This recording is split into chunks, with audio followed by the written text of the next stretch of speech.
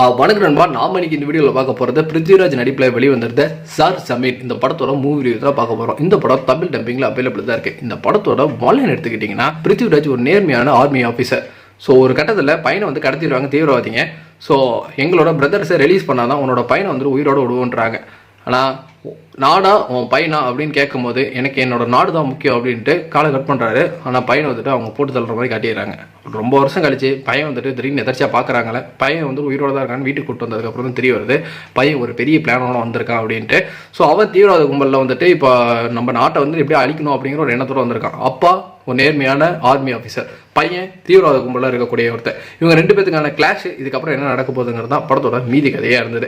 So இந்த கதை இப்போ தான் ரீசெண்டாக நம்ம விஜய் நடிப்பில் வெளியிருந்த கோட் மாதிரியே தான் இருந்தது. அதே மாதிரியான கதை இருந்ததுனால பெருசாக கதை திரைக்கதை ரெண்டுமே வந்துட்டு எனக்கு வந்துட்டு ஒரு சுவாரஸ்யத்தை வந்துட்டு கொடுக்கல.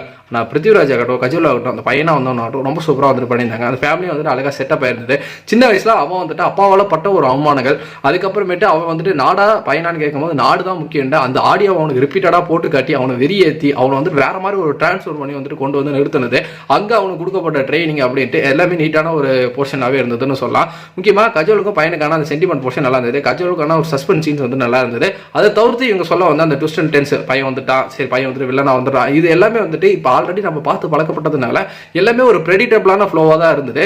ஸோ அதை இன்னும் கொஞ்சம் வந்துட்டு திருத்தி இருக்கலாமா மாற்றி இருக்கலாமா அப்படிங்கிற என்னோட எண்ணமாக தான் இருந்தது. ஆனால் கடைசி ஒரு ½ அன் அவர் அப்படிங்கிற அந்த கிளைமேக்ஸ் போர்ஷன் நோக்கி போகும்போது அப்பா பையனுக்கான அந்த ஒரு சென்டிமெண்ட் பாண்டு, அந்த ஒரு விஷயம்லாம் நல்லாவே இருந்ததுன்னு சொல்லலாம்.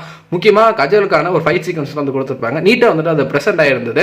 எனக்கு இந்த படத்தில் ஆக்ஷன் சீக்வன்ஸ் ஆகட்டும், சினிமாட்டோகிராஃபி ரெண்டுமே வந்துட்டு ரொம்ப சூப்பராக இருந்தது. என்ன பார்த்து பழக்கப்பட்ட ஒரு கதைக்களம் தான். தாராளமாக நான் ஒன் டைம் பார்க்கலாம். நீங்கள் இந்த படம் பார்த்து உங்களுக்கு எப்படி போச்சு அப்படிங்கிறத நம்மளோட கமெண்ட் செக்ஷனில் வந்துட்டு தட்டி விட்டுருங்க. நன்றி, வணக்கம்.